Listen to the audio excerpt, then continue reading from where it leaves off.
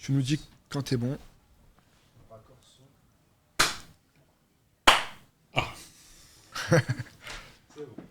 Bonjour à tous, merci d'avoir honoré l'invitation. Merci. Alors nous on est le Parlement des étudiants, on est une association apartisane mais qui a un but politique, c'est-à-dire qu'on fait vivre le débat chez les étudiants. On est basé à Toulouse, à Paris, dans toutes les grandes villes de France. Et voilà, notre but c'est de faire vivre le débat. On fait des conférences, on fait des débats comme celui-là et on fait des voyages, on fait toutes les activités qui peuvent toucher à la politique et qui peuvent rapprocher la politique et les étudiants. Alors notre but c'est de faire vivre le débat, donc c'est de toucher un peu à tout, de faire vivre toutes les paroles.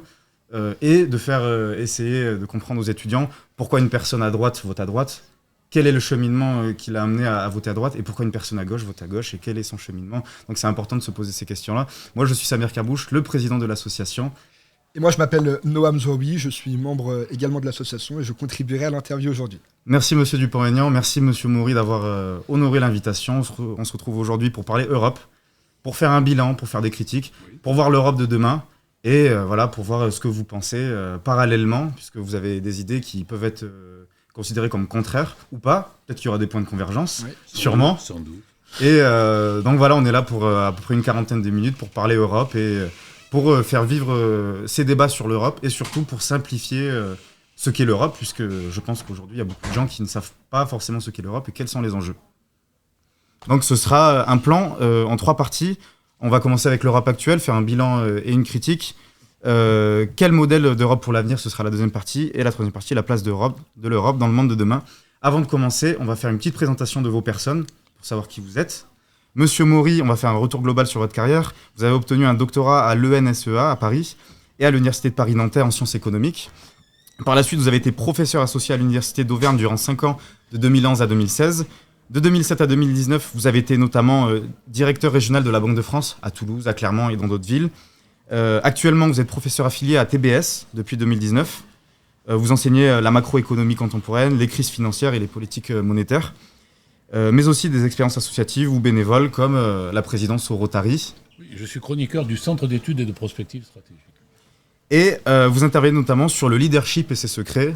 On a eu la chance d'avoir une très belle conférence sur ça. C'est pas le sujet aujourd'hui. En somme, vous êtes la preuve que la jeunesse est une question de savoir. Très sincèrement.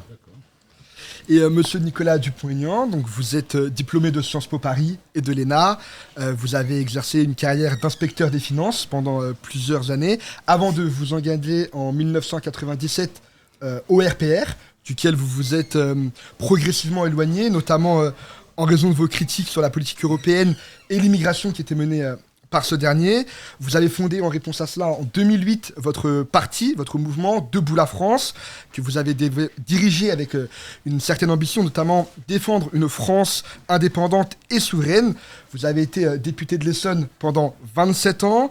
Vous avez également exercé les fonctions de maire de Hyères pendant plusieurs années. Candidat à la présidentielle de 2012, 2017 et 2022, vous avez obtenu respectivement 1,8, 4,7 et 2% des voix. Plus récemment, lors des élections législatives, vous avez été battu dans votre circonscription par un candidat du Nouveau Front Populaire, mais vous portez toujours des ambitions présidentielles pour 2027. Alors aujourd'hui, vous allez pouvoir répondre à une question d'actualité majeure également, l'Europe, et je vous remercie à nouveau d'avoir accepté cette invitation pour faire vivre le débat. Merci. J'ai une petite remarque. Je pense que je n'ai pas été inspecteur des finances, j'étais dans la préfectorale, mais c'est pas grave. Ça fera hurler les inspecteurs des finances et c'est très bien. On peut aller avec la première question, je t'en prie. Donc, sur l'Europe actuelle et son bilan ainsi que les critiques, donc une question pour tous les deux. Oui. Quels sont aujourd'hui, selon vous, les succès et les échecs majeurs de l'Union européenne si l'on se base sur sa devise « Unis dans la diversité » ? Monsieur... Allez-y. Écoutez, un grand succès de l'Union européenne, c'est l'euro. C'est pas moi qui le dis, c'est les Français. 75% des Français, ils sont très attachés. Et moi, le premier, pas seulement parce que j'ai contribué à la création de l'euro, mais parce que je suis retraité et que je n'ai pas envie d'être ruiné et de voir ma retraite s'effondrer. Donc l'euro protège mon pouvoir d'achat. Ça, c'est un succès. Mais c'est un succès fragile. Et j'y reviendrai, je pense, dans l'interview. L'échec, vous avez dit l'échec, c'est que l'Europe ne fonctionne pas aujourd'hui. l'Europe s'est élargie indéfiniment sans fortifier le noyau dur. Et je ne veux pas être long, mais l'euro lui-même est fragile car nous n'avons pas respecté le petit clin d'œil que le comité Nobel a fait en 1999 en accordant le prix Nobel à l'économiste Robert Mundell, qui avait théorisé les conditions d'une zone monétaire optimale. Nous en sommes très loin. Et je reviendrai dans le courant de notre exposé sur ce qui nous manque pour pouvoir vraiment conserver l'euro. Monsieur Dupont-Aignan. Je vois que vous êtes bref. Et je comprends parce que l'Union européenne aurait pu être un grand succès. Sur l'idée que les nations d'Europe, à la fin de la guerre, bâtissent des coopérations pour mettre fin à ce qui s'est passé à plusieurs reprises, était une bonne idée. Malheureusement, l'Union européenne aura en fait détruit l'Europe, défiguré l'idée européenne. Et moi, je me souviens que les Français, au-delà des sondages, ont voté. Ils ont voté en 2005 un référendum. C'est le seul référendum qu'on a eu sur l'Europe. Et le deuxième, parce qu'il y avait eu le Maastricht. Et ils ont voté non, à 55%. Et ce vote n'a pas été écouté du peuple français. Ce vote a été bafoué.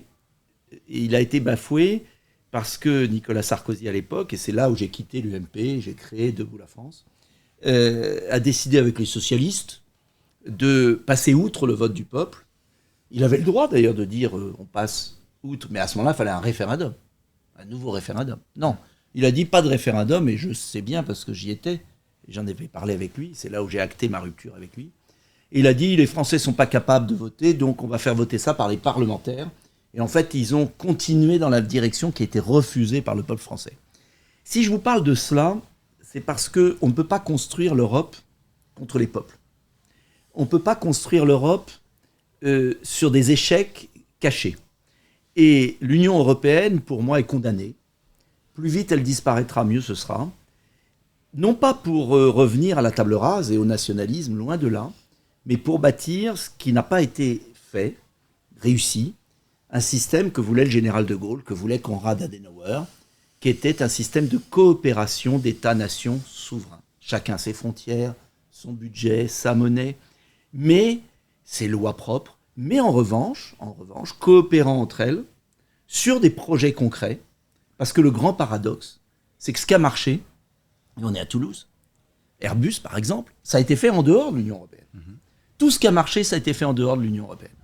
Tout ce qui a échoué, c'est dans l'Union européenne. Et pour une raison très simple, il y a une raison, il faut comprendre, et je m'arrête là, c'est qu'on ne peut pas bâtir contre la démocratie.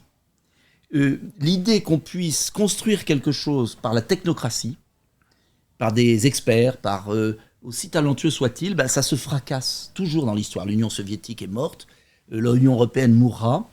Et tout l'enjeu, c'est qu'on arrive, et on va en parler tout à l'heure, à retrouver l'essence de la belle idée européenne de réconciliation et de travail en commun, parce qu'il ne s'agit pas d'être chacun chez soi, de travail en commun, mais en respectant les peuples, les frontières, les identités, les souverainetés. Et c'est cet alliage qui est le grand défi et sur lequel a buté, s'est fracassé l'Union européenne. Voilà. Et on aura l'occasion, je pense, de revenir sur cet échec, parce qu'on ne peut comprendre, on ne peut réussir la suite, selon moi, que si on analyse l'échec. Donc pour vous, c'est détruire pour mieux reconstruire ? C'est pas détruire, elle va s'auto-détruire toute seule, elle s'auto-détruit. L'Union européenne devait apporter le progrès et la paix. Elle a apporté la misère, la ruine du continent. On le voit coincé entre la Chine et les États-Unis. Et malheureusement, aujourd'hui, elle fonce vers la guerre. Donc, et elle est antidémocratique. Donc ça ne peut pas tenir. Alors bien sûr, il y a eu quelques succès, quelques points qui ont pu être positifs dans l'ensemble. Rien n'est tout mal ou tout bien. Simplement, elle a un vice de structure profond. Et tout ce qui s'est bien fait a été toujours fait sur des coopérations, à la carte, à côté. Donc on devrait en tirer les leçons. Mais on a une classe politique c'est toujours comme ça dans l'histoire, qui ne peut pas accepter un échec, qui ne peut pas accepter de s'être trompé, qui n'arrive pas à corriger le tir. Et donc, soit on corrige le tir vraiment, mais on n'en prend pas le chemin, puisqu'il y a une espèce de dictatrice Madame von der Leyen qui pense qu'en tuant la liberté d'expression, elle va conforter l'Union européenne. Ça va être l'inverse, c'est absurde. Il faut reprendre à zéro, ça ne veut jamais dire à zéro, mais il faut reprendre ce qui a marché, ce qui n'a pas marché, comment on peut travailler, peut-être par cercle concentrique, enfin on en parlera je pense dans les chapitres suivants. J'étais plus long que monsieur, donc il a beaucoup de temps de parole. Vous mesurez le temps, bien sûr. Sommairement. Donc je ne veux pas vous... Mais je pense que c'était une tactique parce qu'il s'est dit... Je parle peu, comme ça je vais pouvoir revenir après. Non, mais mais ça sera un dialogue. D'abord, moi je ne vois pas M. Dupont-Aignan comme un ennemi du tout. Sur ce qu'il a dit sur le passé, je ne peux que dire qu'il a dit la vérité. En 2005, le président Giscard d'Estaing, qui portait ce projet de convention européenne, et le président Chirac ont été battus, et d'ailleurs pas seulement en France, mais aussi aux Pays-Bas.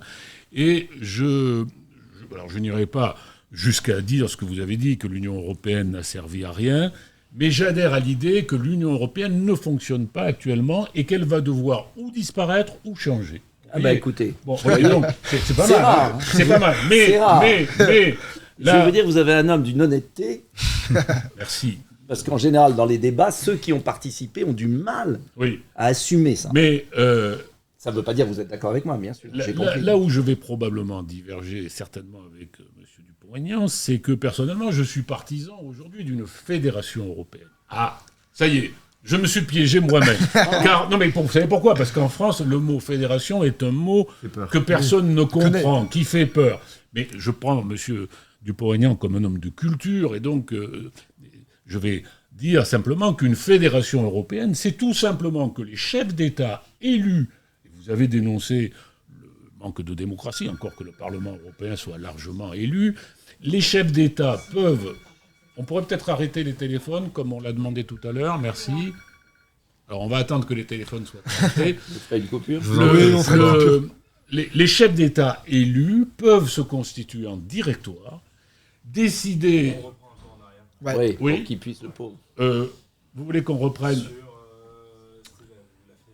Vous vous êtes piégé vous-même. Non, mais je dis que je me piège moi-même parce que pour les Français, l'homme qui est là sur la place du Capitole, si on lui dit une fédération européenne, qu'est-ce que c'est ? Il va dire c'est un super État.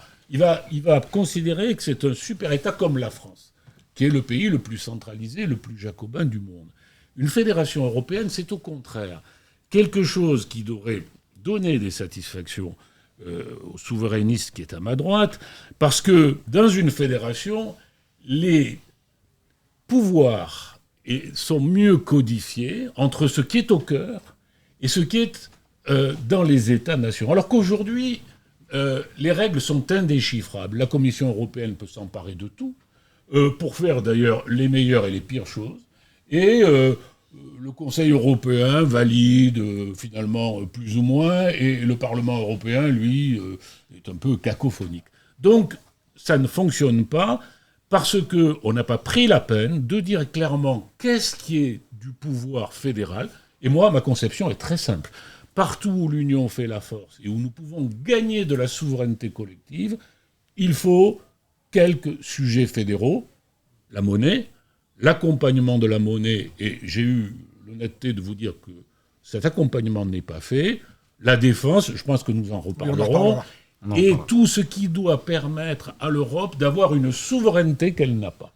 Car aujourd'hui, les États-Unis se protègent, ils deviennent une puissance super protectionniste, isolationniste, ils l'ont toujours été plus ou moins, et la Chine est un pays totalement fermé, ou largement fermé en tout cas, et qui protège ses... Alors nous, les Européens, nous avons été victimes de cette farce qu'est la concurrence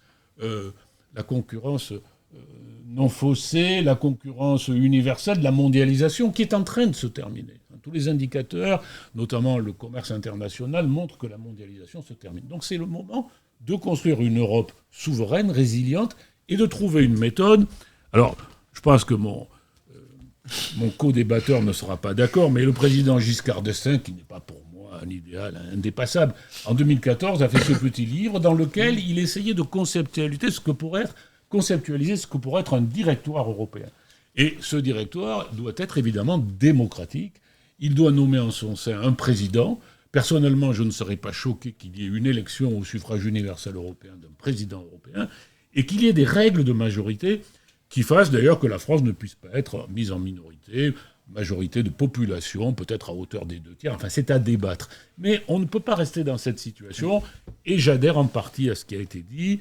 Actuellement, l'Europe ne va pas bien. Il suffit, pardonnez-moi d'être un peu long, mais de voir les indicateurs comparatifs avec les États-Unis. Juste un chiffre. En 2008, nous étions au même niveau de revenus par habitant que les États-Unis. Aujourd'hui, nous sommes un tiers au-dessous. Et tous les indicateurs, productivité, investissement, innovation, montrent que nous sommes en train d'être déclassés. Donc, j'adhère sur l'idée que ça ne va pas. Voilà. Alors, pardon, il y a des questions. Oui, moi j'allais rebondir. On va débattre des heures. Est-ce que l'Union européenne, est-ce qu'elle a réellement protégé les intérêts économiques et sociaux de ses citoyens, et est-ce que le fera dans le futur? Et si vous aviez le pouvoir, qu'est-ce que vous mettrez en place pour pallier à cela? Il y a tellement de choses. D'abord, merci à mon contradicteur, qui ne l'est pas totalement, de reconnaître que ce que finalement on avait dit ou alerté à un moment a produit les résultats qu'on sait. Et vraiment, je vous remercie parce qu'il n'y a pas beaucoup de gens qui ont l'honnêteté que vous avez. Après, la question est de savoir pourquoi on en est là. Est-ce que ce sont les structures qui ont fait les politiques, ou est-ce que ce sont les politiques qui ont influencé les structures? Parce qu'à la rigueur, on pourrait dire, il y avait une structure et elle aurait pu mener une autre politique. Bon. En fait, moi je pense qu'il y a eu plusieurs erreurs cumulatives. Si on parle économie, si on essaye de comprendre, dont une Française, pour être honnête, tout n'est pas la faute de l'Europe. Moi, j'ai jamais été sur cette ligne. On a fait en même temps en France les 35 heures, faute française, l'entrée dans l'euro, avec des conditions, avec un niveau de change élevé pour nous, faible pour l'Allemagne, donc qui nous a défavorisés fondamentalement, et l'entrée dans l'OMC, avec une concurrence frontale avec une Chine qui ne respecte aucune des règles du jeu et qui subventionne ses industries. Quand vous additionnez 35 heures, c'est-à-dire surcroît de charge, euro cher pour la France, c'est-à-dire déficit de compétitivité, et en plus OMC, où des produits subventionnés dans un système communiste éradiquent, panneaux solaires, enfin je vous passe les détails, et maintenant voitures électriques, il y a un moment, vous passez d'une industrie à 20% du PIB à 10%. C'est quand même terrible ce qui s'est passé en France en 20 ans. C'est l'éradication. Bon. Donc il y a une part française, attention, il n'y a pas que l'Europe.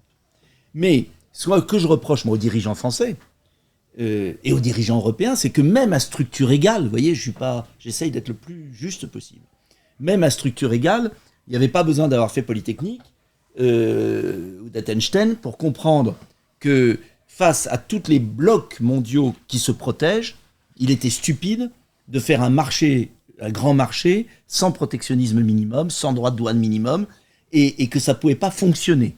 Voilà. Ça, c'est la première analyse. Deuxième analyse sur l'euro.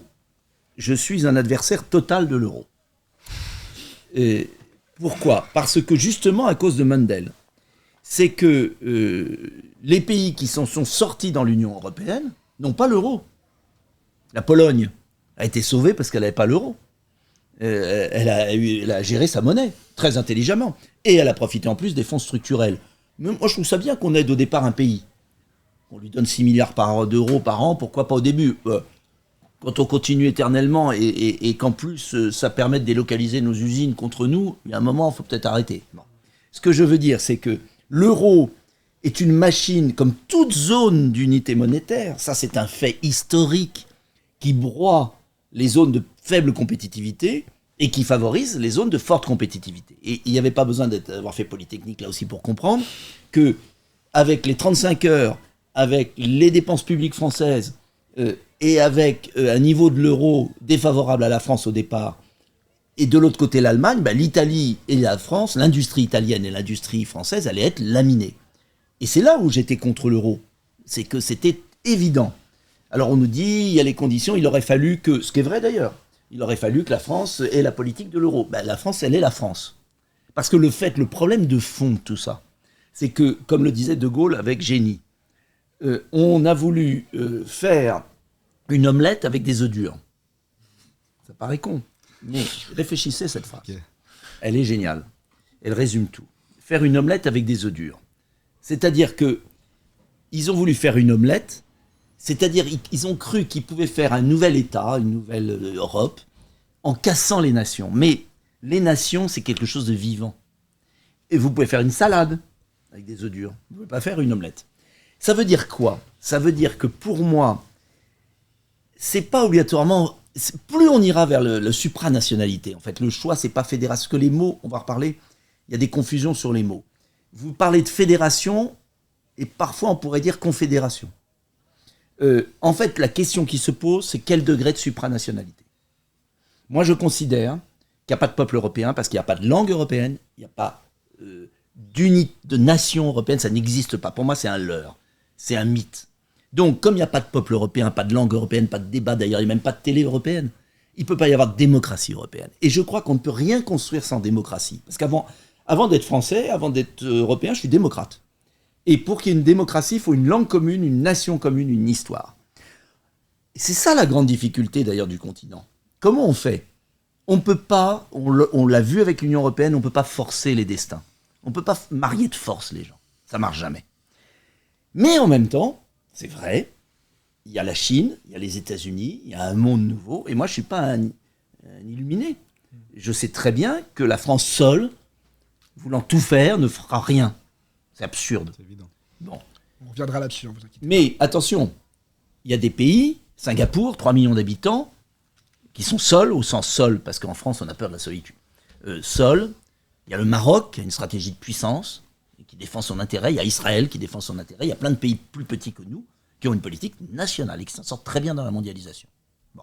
Donc, c'est pas parce qu'on est plus faible que les autres qu'on doit tous se rassembler. En revanche, ce que je dis, c'est que notre nation doit retrouver sa souveraineté démocratique, seul moyen de faire avancer un peuple, de lui donner de la fierté, de la force, d'aller vers l'avenir, ce que font plein de nations beaucoup plus petites que nous dans le monde, mais en revanche, trouver des moyens de coopération là où on doit faire bloc. Je prends un exemple, c'est exactement, on est ici à Toulouse.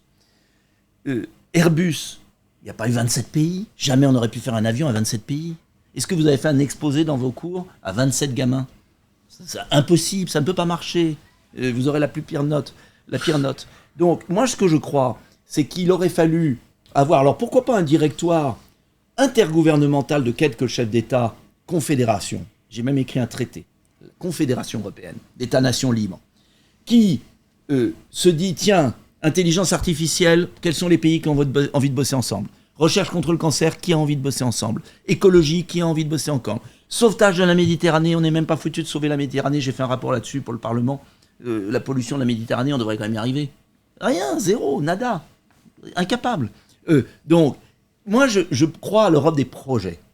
Et je crois que l'Europe des projets est le seul moyen d'articuler les libertés nationales, les identités nationales sur lesquelles on ne reviendra jamais parce qu'il y a ça.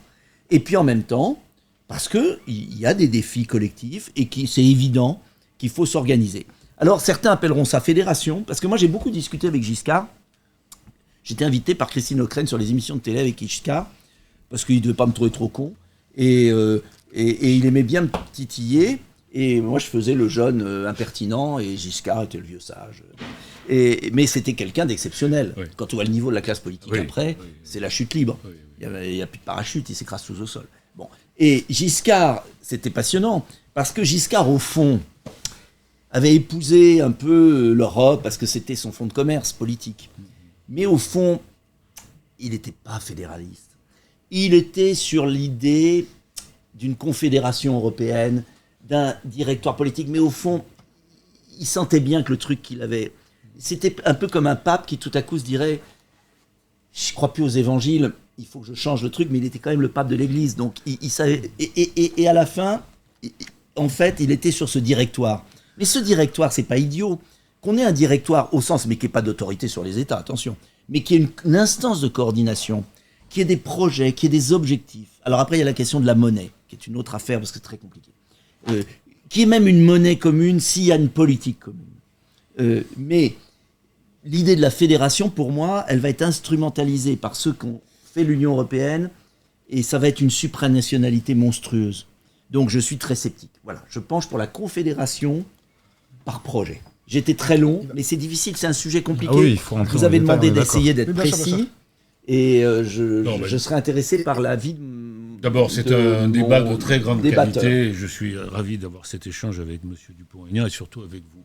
Il y a un point qu'on Ah va... bon, plus avec eux qu'avec moi.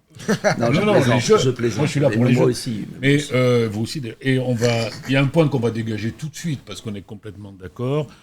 C'est les 35 heures, la retraite à 60 ans. Nous sommes aujourd'hui, mesdames, messieurs, le pays qui travaille le moins au monde. Cela est démontré par l'OCDE.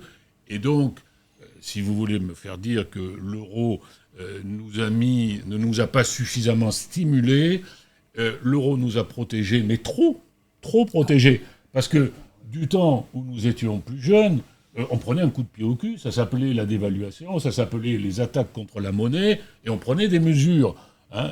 Là, aujourd'hui, nous vivons sur un édredon, et je me souviens quand j'ai mis les premiers billets à 1 euro, j'étais en Champagne, et je côtoyais un personnage sorti tout droit de l'histoire de France, que vous avez bien connu, M. Robert Gallet, et Robert Gallet me disait, vous avez vu tous les investissements là, allemands d'Europe de l'Est viennent chez nous en France parce que nous sommes hyper compétitifs. Nous étions sur le taux de change, là je suis pas d'accord, parce qu'en fait, à l'époque, on aurait pu réévaluer le franc français. Par contre, là où je vous suis complètement, c'est nous avons fait des erreurs monstrueuses de politique économique, gauche-droite, dans une démagogie effroyable qui est la société du non-travail. Il n'est de richesse que de travail et d'épargne. Et en revanche, l'euro, là où l'euro... Je me rappelle, il y avait un sénateur à cette époque-là, inspecteur des finances, lui, qui me disait « Ah oui, l'euro, ça va nous faire du bien. Moi, j'étais contre, mais ça va nous faire du bien parce que ça va nous cadrer. » Et ça a été exactement le contraire. C'est-à-dire que l'euro nous a tellement protégés que, vous savez que depuis 2008, la dette de la France a cru 3 fois plus vite que la production française. Mais vous vous rendez compte si vos parents avaient une dette qui croissait 3 fois plus vite que leurs revenus depuis 20 ans, mais vous ne seriez pas là, nous ne serions pas là. Enfin, on serait tous morts. Bon. Donc, je partage en partie le diagnostic de M. Dupont-Aignan, mais là où je me permettrai de proposer une question à laquelle il ne sera pas facile de répondre, je suis entraîné parce que j'ai discuté avec un souverainiste avant-hier, c'est comment on en sort ? On ne peut pas en sortir maintenant en abandonnant l'euro, c'est pas possible. Non, on ne peut pas. Mais non, mais vous voulez faire quoi ? Revenir au franc français ? Et vous voulez que votre retraite alors, baisse... on va en parler. Oui, non, mais votre retraite baisserait de 30-40%. Vous êtes sympathique, mais ne faites pas la question et la réponse. Non, mais vous allez... Je vais faire la réponse. Oui, mais vous allez répondre, j'en suis convaincu. Donc, on ne peut, en ayant pris acte des défauts, et il y a un diagnostic largement commun, on ne peut en sortir qu'en allant de l'avant, mais à condition de ne pas faire de nouvelles erreurs. C'est donc... Et il y a nous pouvons converger sur 2 points, démocratie, vous l'avez dit, et le deuxième point, vous avez dit confédération, moi j'ai dit fédération. La différence, c'est qu'il y a une règle de majorité. Alors, il faut c'est pas pareil. Oui, il faut la doser. Mais peut-être vous pourriez expliquer pour ceux qui ne connaissent pas, parce que c'est important cette différence. Là, pour des étudiants en droit, on est au cœur du problème. Alors, je le fais. La démocratie, la souveraineté. Je le fais complémentairement à M. Dupont-Aignan qui me corrigera. Une confédération, d'ailleurs, la Suisse est une fausse confédération, une vraie fédération. C'est un paradoxe. Hein. Une confédération, mesdames, messieurs, c'est l'unanimité. On se met ensemble, on va faire des grandes choses ensemble, et on prendra toutes nos décisions à l'unanimité. Vous en connaissez des organisations qui fonctionnent comme ça ? Moi, j'en connais pas. Hein. Je préside une association à Toulouse qui date de 1923, un comité. Alors, on vote pas, mais enfin, on se prononce, on essaye quand même un peu de voir quelle est la majorité. La fédération, là, il y a une règle de décision. D'abord, il y a un gouvernement fédéral aux États-Unis, par exemple, mais il y a une règle de majorité, mais surtout, on codifie ce qui est du domaine fédéral et ce qui ne l'est pas. Ce qui aujourd'hui ne va pas en Europe, c'est que la Commission peut s'emparer de tout, produire toutes les normes, même sur des sujets qui ne devraient pas être du domaine fédéral. Je prends un exemple, les normes environnementales, les normes environnementales, de mon point de vue, ça devrait être du domaine des nations. D'ailleurs, toutes les normes devraient être du domaine des nations, sauf la monnaie, l'accompagnement de la monnaie, la défense, parce que là, nous avons une menace. Alors, je n'ai pas dit que c'était une armée européenne, on en reparlera si vous voulez. Oui, il y aura une question. Et je pense, alors là, j'annonce tout de suite la couleur, moi je suis pour une fédération européenne avec une dette européenne et un impôt européen aux frontières. Et je vous rejoins sur l'idée d'une souveraineté, et pour moi, c'est la taxe carbone aux frontières. Pourquoi ? parce que les États-Unis, qui se comportent de manière criminelle actuellement, abandonnent la lutte contre le réchauffement climatique, la meilleure manière de riposter, c'est de les taxer, à notre tour. Et nous sommes 400 millions, nous avons une monnaie unique partagée entre 320 millions, nous pouvons être parfaitement autonomes, souverains et résilients. Donc voilà, en quelques mots, la différence entre fédération et confédération. Alors, c'est très simple. La différence entre fédération et confédération, c'est la démocratie. Si vous passez dans une fédération, vous abandonnez la démocratie nationale. La démocratie devient européenne. C'est très simple. Ça veut dire que vous pouvez accepter qu'une majorité de citoyens décide contre une majorité de Français. C'est tout. C'est simple. Il faut l'assumer. Il faut dire la vérité aux Français. Quand Jacques Chirac a refusé l'entrée en guerre de la France pour aller combattre en Irak avec Dominique de Villepin, si on était en fédération, eh bien, vos parents auraient été soldats d'une pseudo-armée européenne avec Tony Blair et Aznar à l'époque pour aller combattre en Irak. Voilà, c'est tout. C'est ça la réalité. Donc il faut arrêter de raconter aux Français qu'ils auront le beurre, l'argent du beurre, la crémière. Non. S'ils veulent rester un peuple libre, il ne peut pas y avoir de fédération. Parce que c'est la fin. Dès qu'il y a supranationalité et majorité, il y a fin de la démocratie française. Et la crise existentielle de la France aujourd'hui, qui est une crise démocratique, qui est une crise d'engagement, qui est une crise de motivation, elle est liée au fait que les Français votent, mais que ça ne sert à rien. Que ça fait 30 ans que les décisions sont prises par un aéropage de technocrates au niveau européen, au niveau national, qui s'assoit sur la démocratie. Donc on voit bien à quel point un pays ne peut plus pas continuer comme ça à mépriser sa démocratie. C'est pas possible. Donc voilà pourquoi je ne crois absolument pas à la fédération. Je crois au contraire à la confédération, c'est-à-dire oui à l'unanimité, mais pas à 27. Ça c'est sûr. Ah, oui. Un truc à 27, ça peut pas marcher. Airbus a été fait à quoi 4-5 pays. Il y a eu l'unanimité. Et c'est comme ça qu'on avance. Parce que on avance quand tout le monde est d'accord. Dans tout processus industriel, il vaut mieux un échec, pas avancer, plutôt que de forcer la main à quelqu'un. Les grandes réussites se font par des additions, pas par...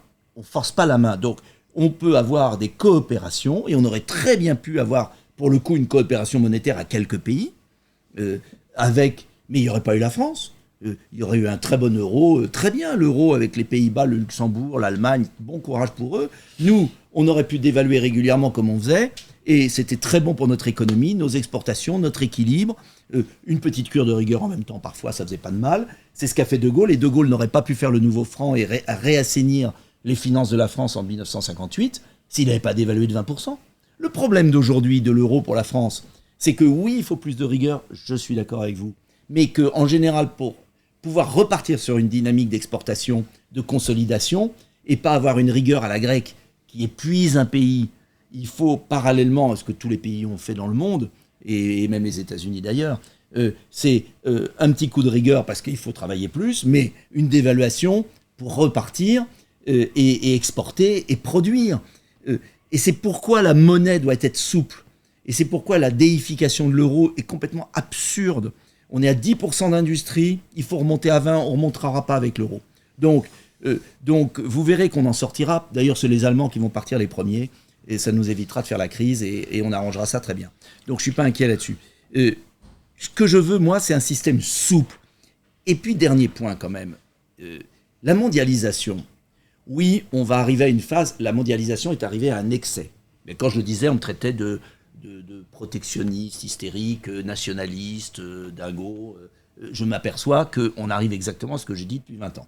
C'est-à-dire qu'on est arrivé trop loin, que couper des arbres des forêts françaises pour les mettre dans des bateaux qui partent en Chine, faire une planche de bois qui repart en Suède pour faire un contreplaqué, qui repart en Chine pour faire un meuble et qui revient dans le magasin Ikea de Toulouse, c'est quand même complètement débile. Bon.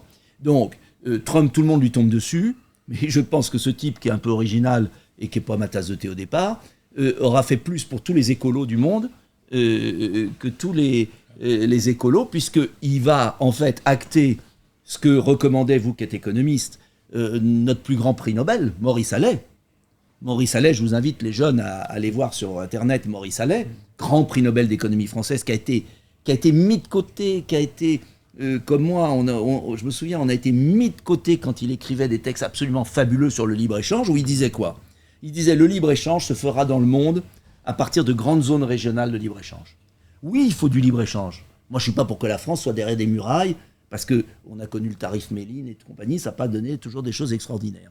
Donc, oui, il faut de la concurrence, mais il faut le faire dans des conditions loyales de concurrence. Et Maurice Allais a fait des écrits fabuleux, je vous invite à regarder, où il disait il y aura une mondialisation par zone. Par exemple, en Afrique, ça ferait le plus grand bien aux pays africains de pouvoir échanger entre eux pour qu'ils se développent. L'Amérique du Sud, les États-Unis, le Canada et le Mexique, c'est là où Trump a tort de mettre des barrières douanières avec le Canada et le Mexique, c'est absurde. Bon. Mais l'Asie, l'Europe, pourquoi pas? Moi, je suis très content qu'il y ait une concurrence avec l'Allemagne, avec l'Espagne, etc. Ça nous force un peu à égaliser. Mais la mondialisation démente, où on est arrivé de folie, elle va se tarir.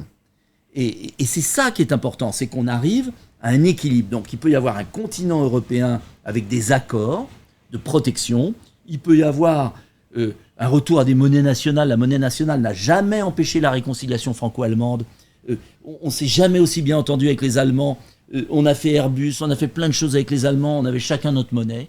Donc c'est complètement absurde de dire que l'euro est la condition de l'unité.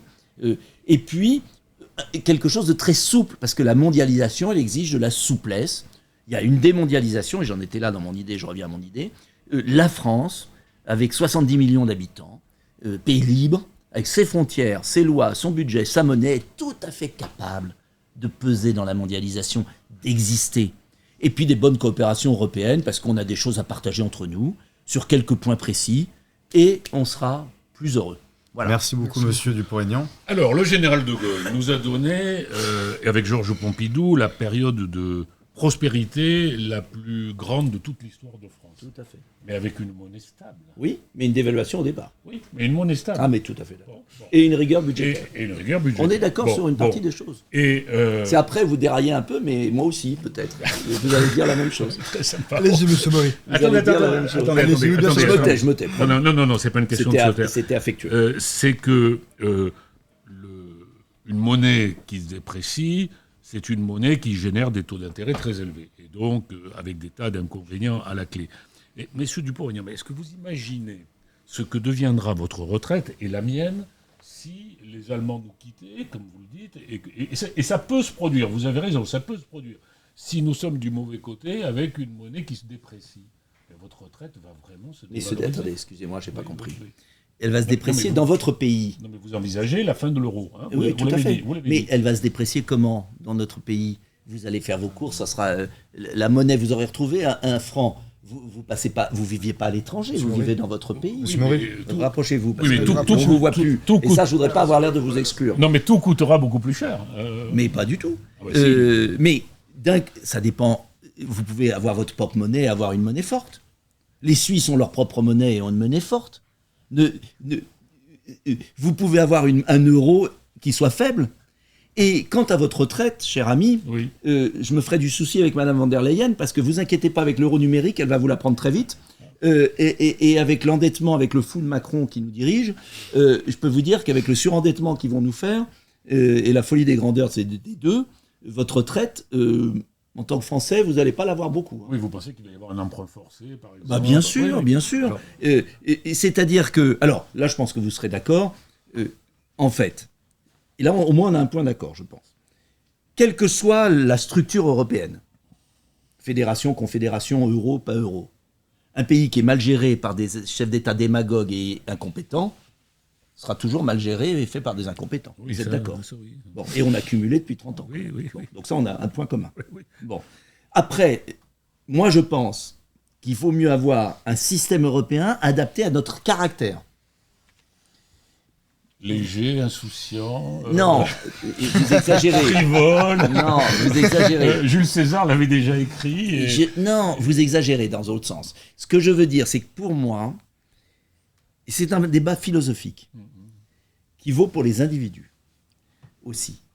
On ne peut être bon, efficace, que quand on est libre. Je ne crois pas à la vertu par contrainte.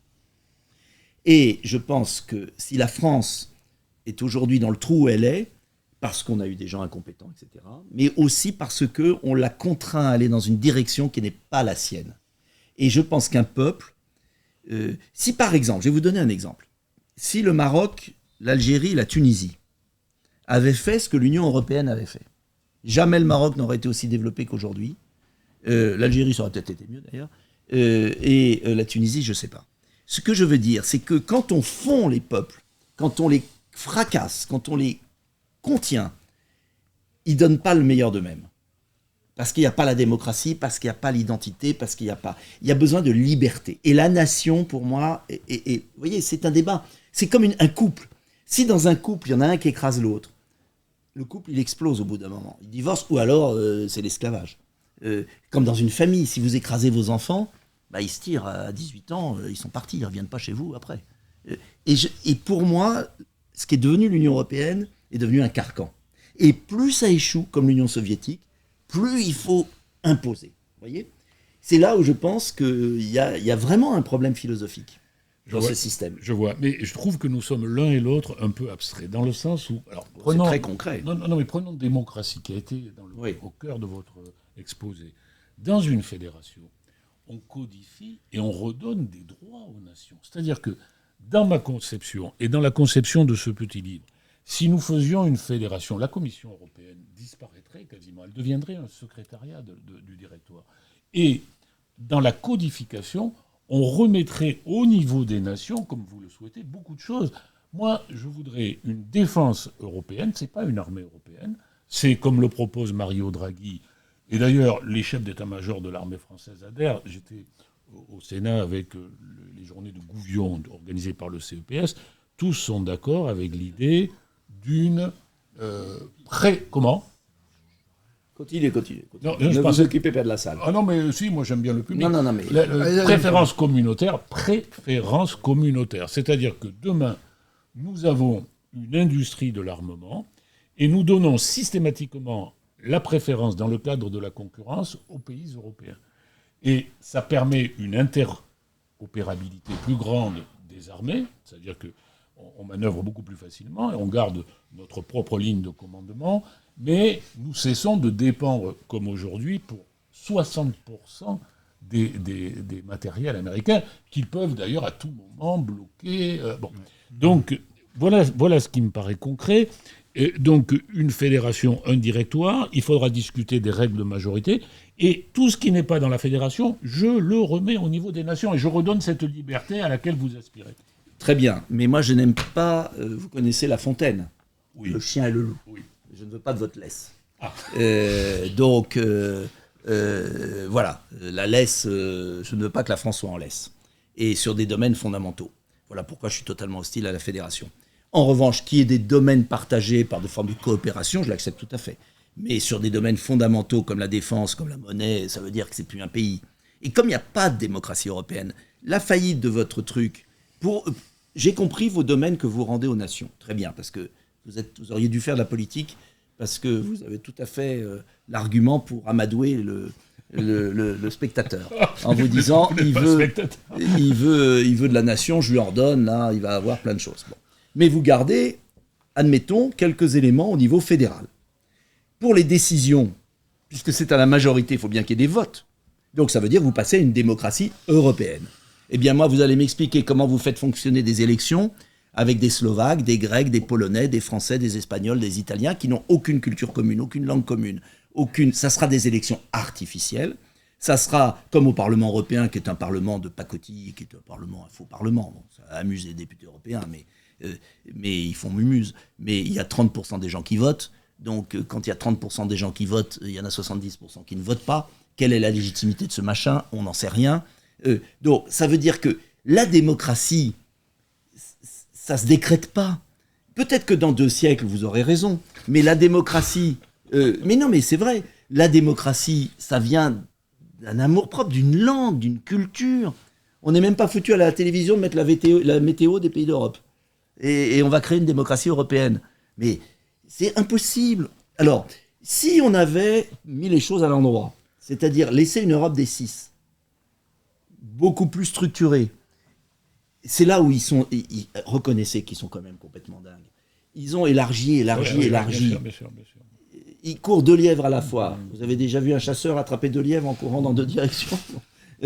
Mais je veux dire, on élargit, et puis on veut en même temps une fédération. C'est pas concevable. Oui. Vous êtes d'accord quand même là-dessus? Oui. Bon, donc on a des points d'accord. À nous deux, on arrivera peut-être à trouver un chemin.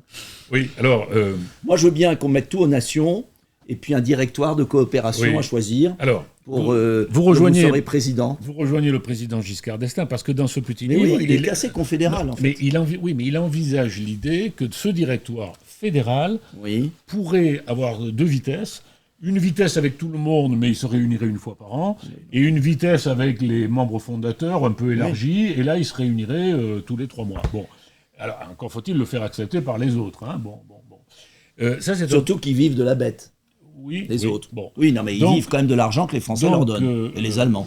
J'apprécie beaucoup mon frère, qui est membre de l'Académie maintenant, aussi, puisqu'il est le secrétaire général de la francophonie, l'importance que vous accordez à la langue. Et à la culture, c'est essentiel. Seulement, voilà, du temps du président Pompidou, nous étions le 5e pays au monde pour le revenu par habitant. Nous sommes le 26e aujourd'hui. Nous sommes vraiment tout petits, si vous voulez. Alors, vous citiez l'industrie. Notre ratio contribution de l'industrie à la valeur ajoutée est quasiment au niveau de la Grèce aujourd'hui. C'est-à-dire que nous sommes à 10%, 2 fois moins que l'Allemagne. Donc nous sommes devenus beaucoup plus petits, si vous voulez. Alors vous êtes gonflé. Oui, pourquoi? Vous êtes mais gonflé. C'est pas de ma faute, c'est pas de la faute. Ah non, mais c'est extraordinaire. C'est que quand on disait, quand Philippe Séguin, dans son fameux discours pour la France, que tous les étudiants en droit doivent lire, discours pour la France, magnifique discours. Quand Philippe Séguin disait, dans votre système, on va être essoré économiquement, financièrement, etc., et vous allez nous essorer, vous nous disiez, mais non, vous êtes des prophètes de malheur, ça va être formidable. C'est ce système qui nous a tués aussi. Il n'y a pas que la France qui a eu des dépenses trop importantes. Parce que quand vous n'avez plus de production possible, vous êtes dans le cercle vicieux de la déflation. C'est-à-dire que comme on ne produit pas parce qu'on a un euro trop cher et des barrières douanières qui se sont affaissées, qu'on a la directive Bolkestein, la directive des travailleurs détachés, on nous a mis dans un système européen qui nous a ruinés. Il y a eu de notre part, oui. Je ne dis pas que tout est de la faute du système européen. Et après, vous venez nous voir en disant, mais voyez, vous êtes beaucoup trop petits, il faut se soumettre. Non, la France ne redémarrera que si elle sait se protéger, si elle a sa monnaie, sa volonté, ses frontières. Et puis, oui, elle coopérera sur des grands programmes, parce qu'entre nous, le seul programme qui a marché, c'est Airbus, et il s'est fait autour de qui? Autour de l'industrie française à Toulouse. Et les autres ont été rapprochés. Voilà. Et quand nous, on a partagé nos secrets en matière d'aviation aux Allemands, eux, ils font leur entreprise de chars et ils nous excluent au dernier moment. Donc, la coopération à sens unique, ça va. Si vous voulez, c'est pour ça qu'on ne peut pas nous dire on est trop petit, il faut se fondre, parce qu'on va disparaître. Et pour moi, l'enjeu aujourd'hui, et c'est un enjeu, c'est un beau débat, parce que c'est un débat fondamental, c'est la France ne s'en sortira que si elle reprend sa liberté. Ça ne veut pas dire être toute seule dans son coin, bien évidemment. Il n'est pas question de ça. On va garder un marché unique, parce qu'on ne va pas tout défaire. Il y aura quand même des normes à peu près semblables, même s'il faut en enlever la moitié. Il faudra mettre des droits de douane nationaux s'il le faut, pour forcer nos partenaires à se protéger. Parce que le jour où comment vous allez convaincre les Allemands de mettre des droits de douane vis-à-vis de la Chine, si vous n'en mettez pas aux frontières de la France? Donc il va falloir faire comme Trump. Un jour, on se lèvera le matin, on dira les machines-outils allemandes sont bloquées à la frontière française. Et puis là, on commencera à discuter. Et vous verrez que les Allemands commenceront à se dire on ne peut pas tirer sur la corde éternellement. Et puis, il y aura des échanges. Mais parce qu'en fait, on en est là, parce que depuis 30 ans, les dirigeants européens, français, en Europe, sont à plat ventre. Voilà. Ils n'ont pas défendu ce qu'ils voulaient. Monsieur Nicolas Dupont-Aignan, on va juste devoir un petit peu avancer. Je voudrais juste dire, vous allez pouvoir très répondre. Non, mais pas pour répondre, mais pour dire ce que nous avons loupé. Voilà, donc je fais une confession publique. Voilà. Qu'est-ce que nous avons loupé? L'euro ne peut pas fonctionner s'il n'y a pas une intégration parfaite des marchés de l'épargne et de l'investissement. Nous avons la première épargne du monde et elle se fout le camp. 300 milliards qui se foutent le camp pour aller financer en dollars. Donc ça, c'est le rapport l'État, rapport Draghi. On doit le faire en 2027. Ce qui me gêne un peu, c'est que ça fait 20 ans qu'on dit qu'il faut le faire. La deuxième chose que nous avons loupée, c'est qu'il n'y a pas une union de transfert, c'est-à-dire de transfert de capital systématique au profit des pays qui ont besoin de se réindustrialiser. Et ce que nous avons loupé, c'est qu'en 2020, quand on l'a fait, le truc là qu'ils appellent Next Generation, voilà, c'est toujours des noms imbitables. Bon, mais Next Generation, on a décidé une dette européenne, mais cette dette européenne devait être assise sur un impôt européen aux frontières. Et la taxe carbone, c'est le meilleur moyen de faire du protectionnisme intelligent. Et on ne l'a pas fait, puisque c'est 800 milliards. À l'heure où nous parlons, 5 ans après, il n'y en a que 300 milliards qui ont été tirés. Donc tout ça, on l'a loupé. Et reconnaissez, parce que moi j'étais à l'Assemblée à l'époque, et j'étais à la Commission des Affaires étrangères, reconnaissez qu'Emmanuel Macron, au moment où il y a eu cette négociation, a cédé à la fin, comme tous les présidents français d'ailleurs ont cédé, n'ont jamais eu le courage de dire stop, parce qu'il y a eu l'accord pour faire le prêt, mais il n'y a pas eu l'accord sur la recette. Il fallait dire, non, on ne fait pas le prêt tant qu'il n'y a pas l'accord sur la recette. Parce que maintenant qu'ils empochent l'argent, vous pensez bien que les Italiens et tous les pays, parce qu'il n'y a que 3 contributeurs dans ce machin. Le grand bénéficiaire est l'Italie. La France, qui paye plus de 10 milliards par an, quand même le coût de la réforme des retraites, c'est-à-dire on a fait une réforme de retraite épouvantable pour économiser 12 milliards, et on donne autant à l'Union européenne. L'Allemagne qui doit donner 16, ou à peu près, et les Néerlandais un peu. Et c'est tout ce petit monde qui va payer l'emprunt. Donc la France va recevoir 40 milliards de ce fameux emprunt, mais va payer 70 ou 80, ou si c'est pas 100 avec les taux d'intérêt. Bon, alors les Italiens, on comprend qu'ils n'aient pas envie de changer la règle maintenant. Donc il fallait pas céder au moment, vous voyez ce que je veux dire? Pourquoi, moi ce qui me fascine toujours, et j'aimerais avoir votre avis, vous les avez connus de près, pourquoi ces dirigeants français ont été incapables de défendre leurs intérêts, mais même pas leurs intérêts au sens nationaliste, même les intérêts de l'ensemble? Pourquoi ils se sont couchés à chaque négociation? Pourquoi? Parce que nous sommes devenus de plus en plus petits. Et nous sommes devenus de plus en plus petits à cause des 35 heures, à cause de la retraite à 60 ans, à cause des erreurs de politique qui ont été faites, et malheureusement par Jacques Chirac aussi, puisqu'il n'a pas voulu redresser la barre en matière d'endettement. Et nous sommes de nouveau dans le même scénario, parce que Macron est un beau parleur, c'est peut-être ce qu'il sait faire de mieux, mais les 800 milliards décidés avec Mme Leyen. Merci. J'ai une amie qui s'appelle Van der Molen, et qui, elle, est une amie. J'espère qu'elle est plus aimable. On ne l'a pas du tout financé. C'est-à-dire que pour le moment, c'est un emprunt à 150 milliards sur 800 qui va être reprêté au pays. Donc pour le moment, ce sont des paroles sans conséquence.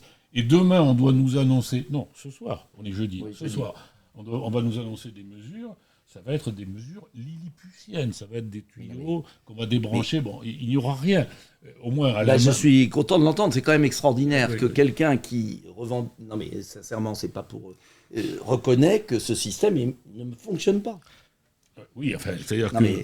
Non, parce qu'on est extraordinaire. Là, on discute tous les deux. Vous dites il faut faire ci, il faut faire ça, mais les partenaires, ils veulent pas du tout. Ah oui. Les Polonais, ils ont acheté des F-35. Bien fait pour eux, ils peuvent plus décoller. Bon. Et justement... Donc ils vont se démerder avec leur F-35. S'ils avaient acheté des Rafales, ils pourraient décoller. Voilà, mais il y a un moment. Mais en plus, ils ont acheté des F-35 avec notre argent quand même. Avec l'argent de vos parents, avec la TVA que payent vos parents sur les yaourts. Non mais c'est quand même extraordinaire ce qui se passe. Ça fait des années qu'on paye pour des gens qui achètent du matériel américain. Et qui maintenant nous disent « Ah mais il faut faire l'Europe de la défense, tatati, tatata ». Très bien, mais qu'ils achètent français... Oui, il faut une préférence communautaire. Oui, mais ils ne veulent pas en entendre parler. Ne rêvez pas la vie. Ils ne veulent pas en entendre parler. Ce serait quoi, justement... Moi, j'aimerais bien aussi, mais ils ne veulent pas en entendre parler. Ce serait quoi, quand vous pensez qu'ils n'achètent même pas des Airbus. Alors, donc, il y a un moment, ça va. Et ce serait quoi, justement, vous, monsieur Nicolas Dupont-Aignan, votre solution? Je sais bien que c'est beaucoup, mais... votre solution à vous... Très claire. Je l'ai écrite. Donc, je peux pas... J'ai écrit 13 bouquins, je répète toujours la même chose. Bon, ma solution, elle est très simple. Nous devons reprendre notre liberté. C'est-à-dire... Alors, je ne suis pas sur la théorie de Florian Philippot et d'Asselineau du Frexit. Pourquoi? Parce que je crois qu'il faut garder le Frexit en dernier recours. Oui, c'est-à-dire dire à nos partenaires, nous, la France, on est prêt à s'en aller. Maintenant, ça suffit. On n'accepte plus. Et si on s'en va, après l'Angleterre, votre truc, il est mort. Donc, on est prêt à partir. Mais on va donner une dernière chance. C'est-à-dire que, d'abord, première décision, moi j'arrive au pouvoir, j'étais dans mon programme présidentiel, je ne verse plus un centime à cette organisation. Je verse plus, je dis on ne verse plus d'argent. Fini, ils n'ont plus d'argent. Je rétablis les frontières, avec l'armée à mes frontières. Troisième point, je n'obéis plus aux oukases de la Commission. Et je rétablis la primauté du droit national par référendum. Voilà. On arrive à Bruxelles, il y a de l'ambiance. Hein, il y a une meilleure ambiance. La France est respectée. Et on fait comme le général de Gaulle en 66, parce que s'il y a eu la politique agricole commune en 66, c'est grâce à cette chaise vide qu'a fait le général de Gaulle, c'est-à-dire qu'il s'est fait respecter. Et là, on discute et on dit, voilà, nous, on n'est pas pour arrêter toute coopération. Mais l'Union européenne telle qu'elle est, c'est fini pour nous. On vous propose une convention européenne pendant 1 an, où on va discuter d'une nouvelle organisation. On va discuter de ce qui revient, parce que monsieur a raison, de ce qui va revenir aux nations. Parce que ça ne sert à rien que la taille des WC toilettes, des cuvettes de toilettes soit régie par des milliers de fonctionnaires à Bruxelles. On est en plein délire, ils sont devenus fous. Donc on arrête tout ça, donc on se met d'accord. Napoléon l'a fait avec le Code civil. On se met d'accord pour que, déjà, on fasse redescendre. On se met d'accord sur tout ce qui va redescendre aux nations. On doit être capable de se mettre d'accord tous ensemble parce que tous les pays souffrent de cela. Donc on se met, vous voyez, avec les autres. C'est la différence avec le Frexit de Philippot. On se met de bonne volonté. Ensuite, deuxième point, ce qu'on garde, on réfléchit comment on le garde. Est-ce qu'on le garde à 27 ? Est-ce qu'on fait des cercles concentriques ? Et on bâtit une organisation plus légère. On transforme la commission en secrétariat allégé. On licencie les 3/4 des fonctionnaires qui sont dedans.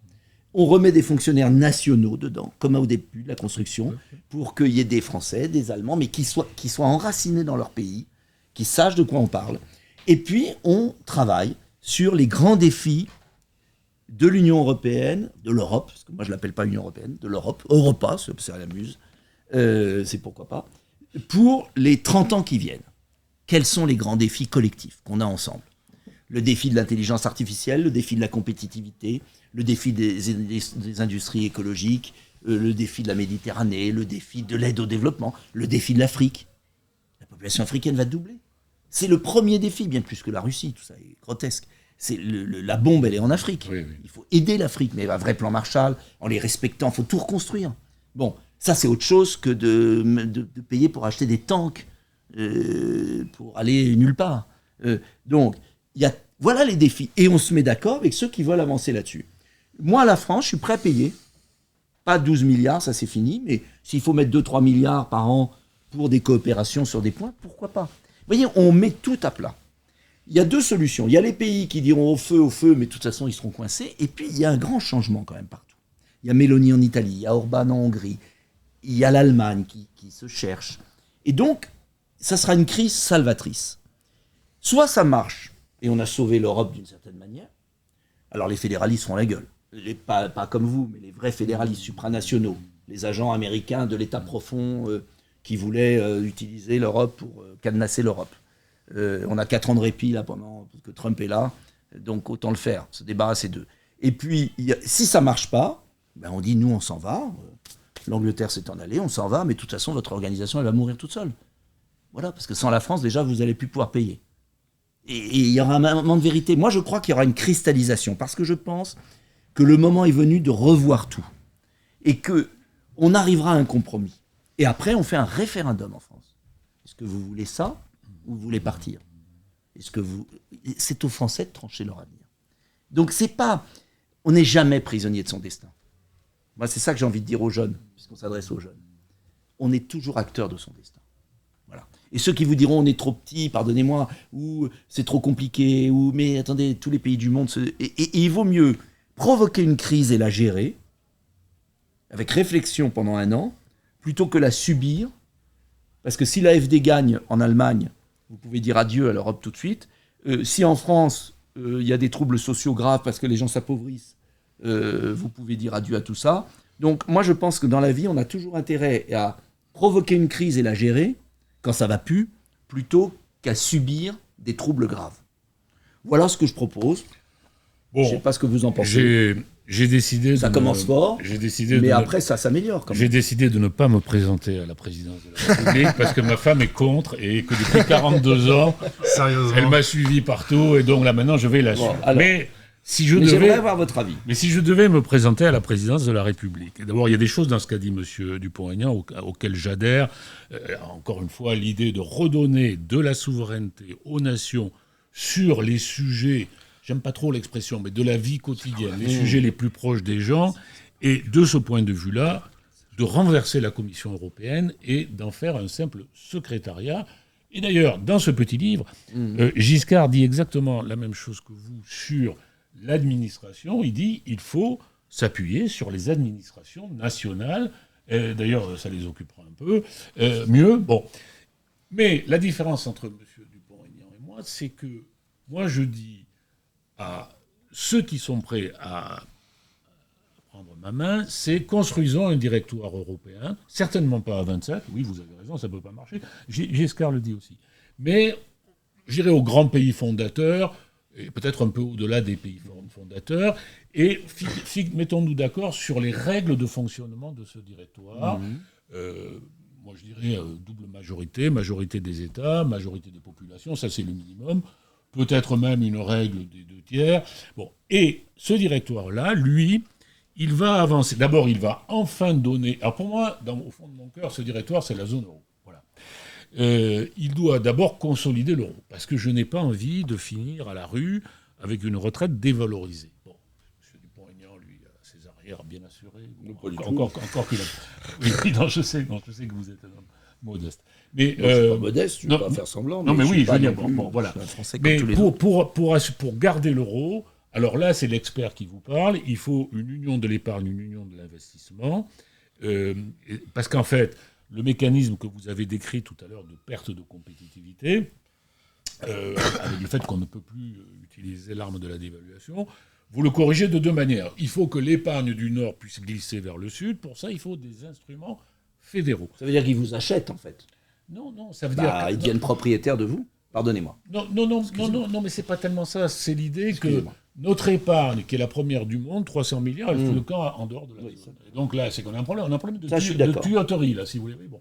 Ça, c'est le premier aspect. Le deuxième aspect, moi, je veux, pour une partie de la dette, des dettes publiques, et pour toute la partie qui doit financer les grands investissements structurants de demain, et notamment la défense, parce que j'ai réécouté 2 fois le discours du président Macron. Je me méfie un peu, donc je réécoute.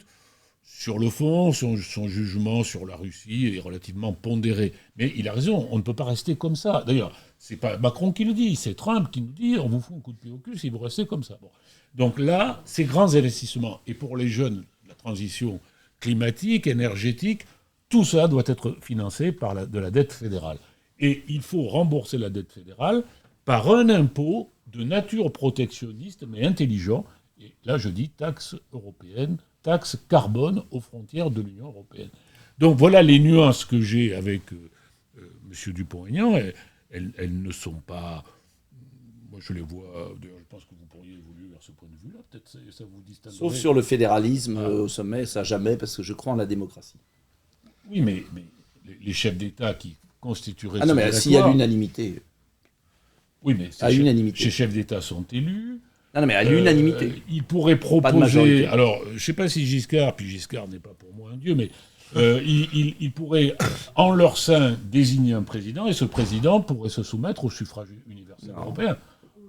Pour moi, ça serait une... Non. Pourquoi ? Parce qu'il n'y a pas de démocratie européenne, ça n'existe pas. Il n'y a pas de peuple européen. Mais pourquoi on ne la créerait pas Mais vous ne créez pas un peuple par décret. Un peuple, c'est une émotion. Je suis d'accord. Vous ne créez pas un peuple par décret. Je suis d'accord, mais la Fédération américaine n'a pas commencé dès le premier jour. Mais la Fédération américaine, d'abord, a exterminé tous les Indiens, c'était plus pratique, ce qui était quand même pas brillant. Et donc, c'est facile de faire table rase en exterminant tous ceux qui sont là. Bon. Et puis ensuite, à partir de rien, ils ont recréé quelque chose. Mais il n'y avait rien. Ils ont détruit ce qu'il y avait. Mais là, il y a des peuples, il y a des histoires, il y a des langues, il y a des traditions. Et c'est la richesse de l'Europe, d'ailleurs. Comme l'a très bien dit De Gaulle dans un célèbre discours, que serait l'Europe s'il n'y avait pas Dante, Molière. Donc il ne faut pas vouloir fondre les choses. Surtout que la mondialisation du XXIe siècle, avec Internet, permet au contraire la liberté, beaucoup plus qu'on ne croit. Des petits pays réussissent très bien.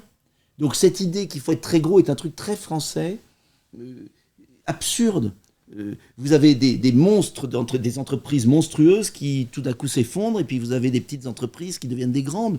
Les nations, c'est pareil. Et moi, je pense que la nation française a besoin d'un électrochoc à la fois démocratique et indépendantiste. Voilà, c'est ce que j'ai dit dans mon discours de candidature, mais c'est exactement ça. Retrouver, je suis désolé de me citer, c'est gênant, mais comme j'ai écrit ce discours, j'ai mis du temps, discours du 8 mars, lisez-le, vous verrez, il y a une pensée. Après, on peut être en désaccord avec ma pensée, mais j'essaye d'avoir une pensée cohérente, voilà, que j'essaierai d'expliquer aux étudiants. Et donc, tout à l'heure. Et donc là, on a beaucoup parlé de la souveraineté nationale, des réussites et des échecs économiques de l'Union européenne, mais aujourd'hui, on a quand même un retour de la guerre en Europe.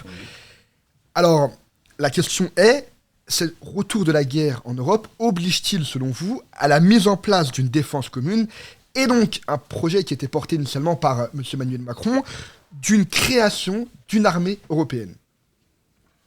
Alors, bon courage. Non, mais moi je vois les choses très simplement. Premièrement, nous avons absolument besoin d'une industrie d'armement qui nous autonomise par rapport aux États-Unis d'Amérique. Bon. Et les bases sont très simples, c'est préférence communautaire pour toutes les fournitures d'armes. Et de ce point de vue-là, c'est bon pour la France, puisque la France est un grand producteur d'armes. Ça favoriserait l'interopérabilité d'une armée européenne, puisqu'aujourd'hui, nous avons combien de marques de chars? Les Leclerc sont les meilleurs, seulement les Allemands ont le leur. Combien avons-nous de marques d'avions? Donc, on aurait progressivement les mêmes équipements partout. Les lignes de commandement, bien évidemment, le président de la République reste maître de l'emploi de l'arme nucléaire, mais, dans le fond, le général de Gaulle lui-même, en 1964, avait envisagé que la dissuasion nucléaire puisse protéger le territoire de l'Allemagne, et aujourd'hui, on peut dire au-delà.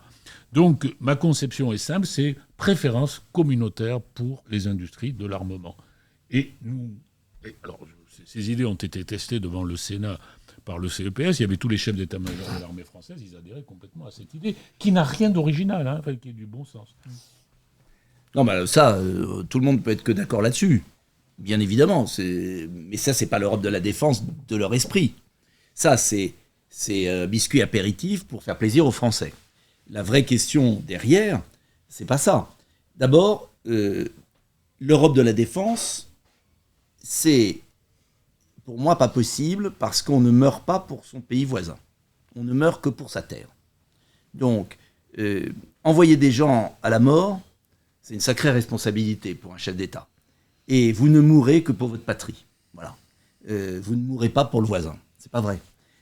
C'est pourquoi d'ailleurs le général de Gaulle avait refusé la fameuse communauté européenne de défense sous la 4ème République, qui avait été heureusement bloquée, et qu'on est revenu à la dissuasion nucléaire.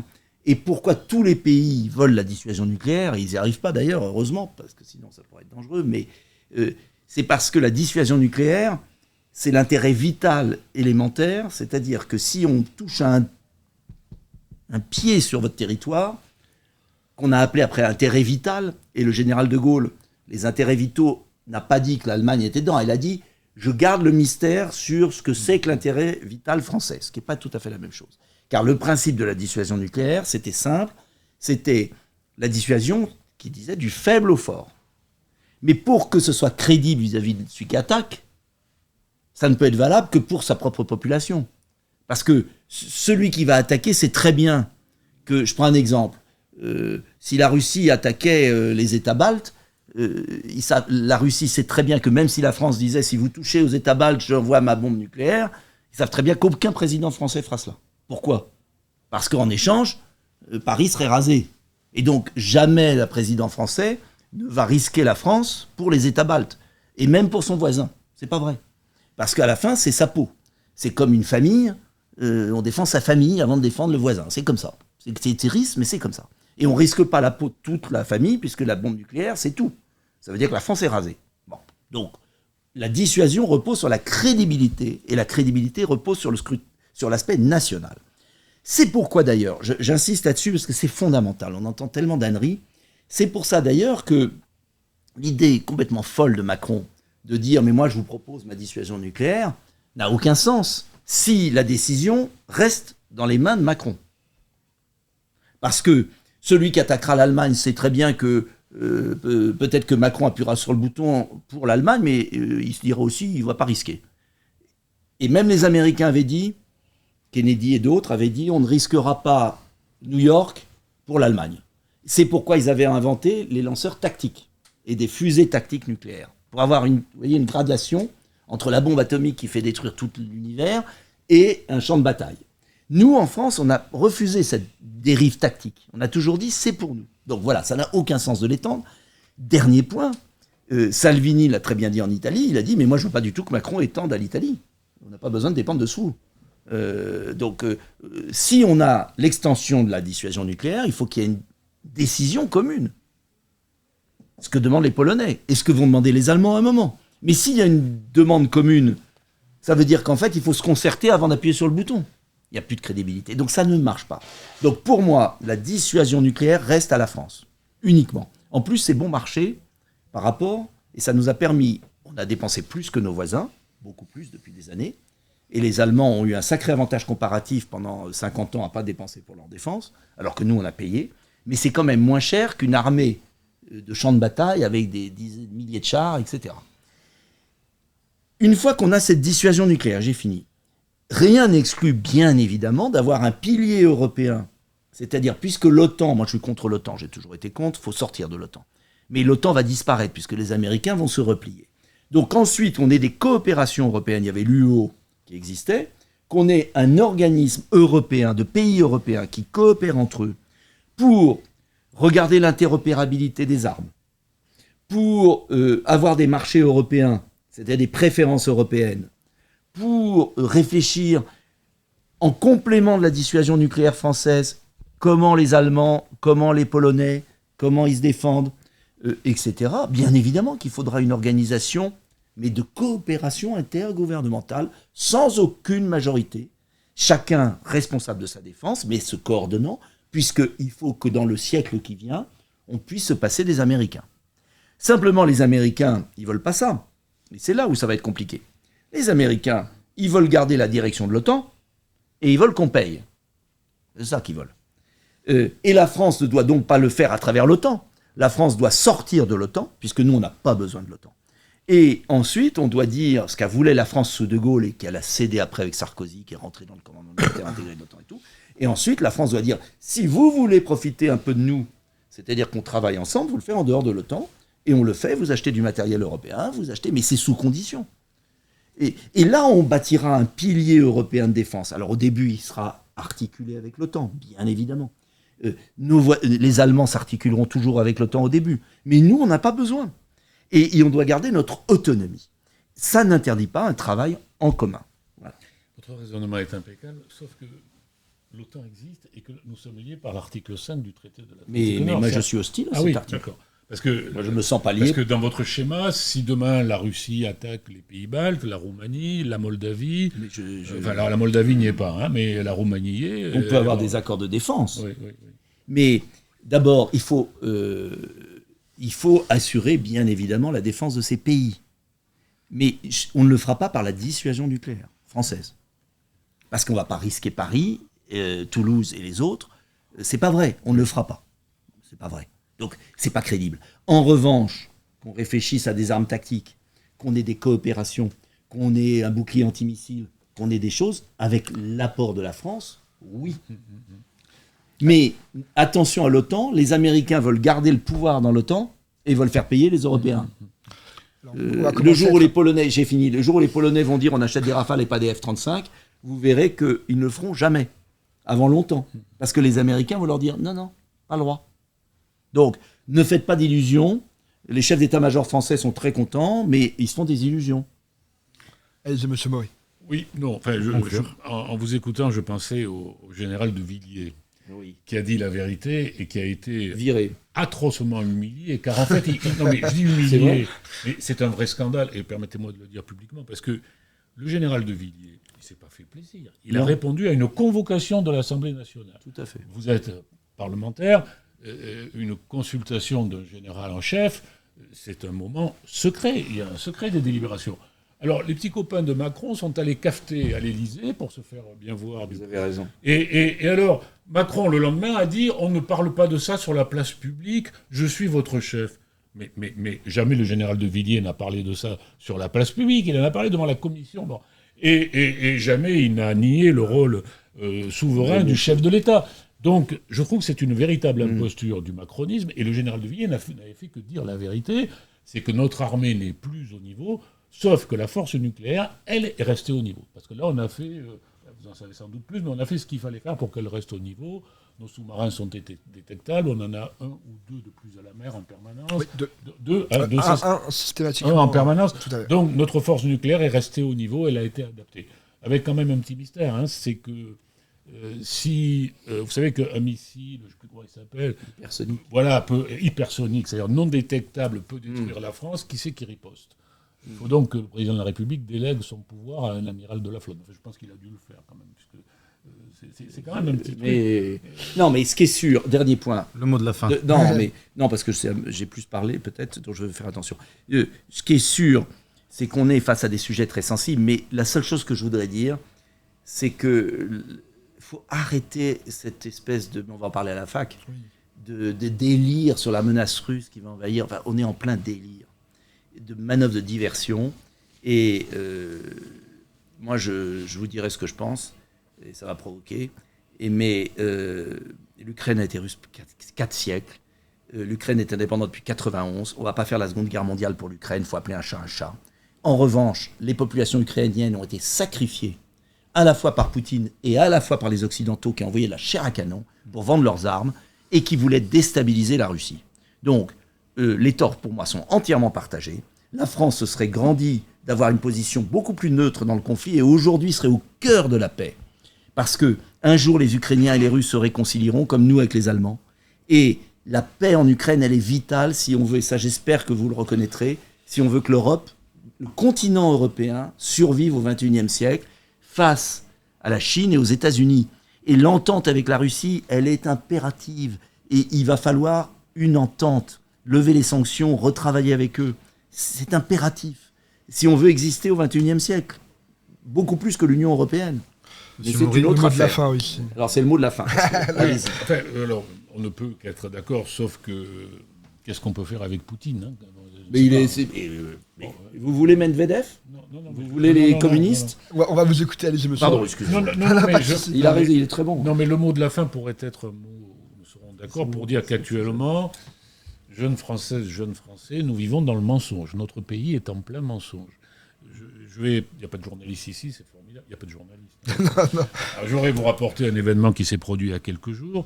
Il se trouve qu'à titre personnel, je suis ami avec Gilles Berset, qui est le président du Conseil d'orientation des retraites.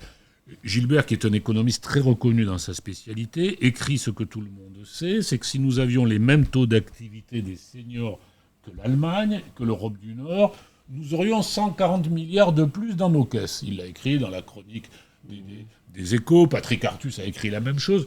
Tous les gens qui suivent un tout petit peu les chiffres, mais en France, on n'aime pas les chiffres. Bon, ils savent ça. Alors Bayrou l'a convoqué. Bayrou, il n'a pas fait très forte impression. Il l'a trouvé fatigué, il l'a trouvé peu performant. Bon, complètement gâteux, oui. Vous pouvez le dire. Oui, enfin, c'était un peu ça. Bon. Et Bayrou lui a dit, oui, non, mais ce que vous écrivez est juste, mais non, mais je vous demande de ne pas l'écrire, parce que, d'abord, vous êtes payé, je vous demande de ne pas l'écrire, parce que ça agace les syndicats, vous comprenez, vous les agacez. Et alors, si les syndicats sont agacés, le Parti socialiste va peut-être me renverser. Vous vous rendez compte? Me renverser. Alors, non, mais ce que je veux dire, c'est pas pour attaquer M. Bayrou, qui a ses qualités, mais c'est que nous sommes en France dans un mensonge permanent. Et vous, les jeunes, vous devez vous informer par vos propres sources pour devenir des citoyens. Parce qu'on ne peut pas être des citoyens dans le mensonge. Voilà. Eh bien, totalement d'accord avec vous. Eh bien, c'était un beau mot de la fin. Merci beaucoup. Attendez, monsieur Gori. Merci beaucoup. Ce fut un débat plaisant, dans la paix et dans l'amour, comme toujours. Et non, mais voilà, ça prouve que même si on n'est pas d'accord, on peut avoir un débat, on peut avoir des points de convergence. Et il me semble que ce fut le cas. Merci beaucoup. Puis merci d'avoir répondu à nos questions. Merci, monsieur Dupont-Aignan. Merci à vous. Merci, monsieur Maury. C'était passionnant. Et merci, Noam. Vraiment, merci, monsieur Maury, parce que vous voyez... Alors, il y a plus de points d'accord. Je vous l'offre. C'est vrai? Oui, je vous le renvoie. Non, mais je vous le renvoie. Non, mais parce que vous êtes candidat à la présidence.